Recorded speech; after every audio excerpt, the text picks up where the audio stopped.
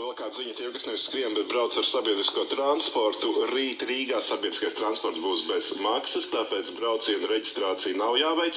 Un tāpat ir jāņem vērā, ka gan 4., 5. un arī 6. maijā sabiedriskais transports Rīgā kursēs pēc brīvdienu grafika.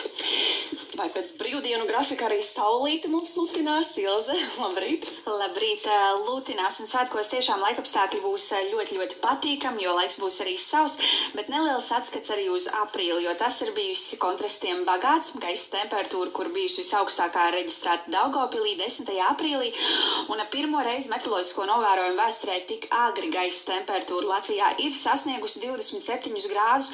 Tāpat Daugavpilī reģistrēts arī vislielākais nokrišņu daudzums, bet bijis arī sniegs, Kurzemē vietām pat 15–20 centimetri, un skultē gaisa temperatūra pazeminājās pat līdz -4,2 grādiem, savukārt stiprākās brāzmas reģistrētas Dobelē. Un arī aplūkosim vienu fotogrāfiju, kas parāda, kāds tad aprīlis ir bijis. Starp šīm fotogrāfijām vien pāris dienas starpā, no sniega līdz pavasarim. Neticami.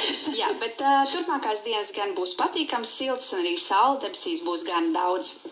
Šis rīts Latvijā gan vēl ir diezgan vēss, īpaši valsts austrumos. Tur gaisa temperatūras svārstās ap +2, +4 grādiem, pārējā valstī siltāks +6, +11 grādi, bet dienās spoži spīdot saulē gaisa iesals līdz +17, +23 grādiem, bet atkal nedaudz vēsāks būs Kurzemē līča piekrastē. Diena aizritēs ar sausu laiku un pavisam nelielu mākoņu daudzumu.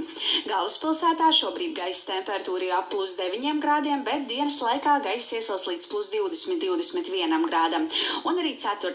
maijā rīt laikapstākļi būs ļoti patīkami.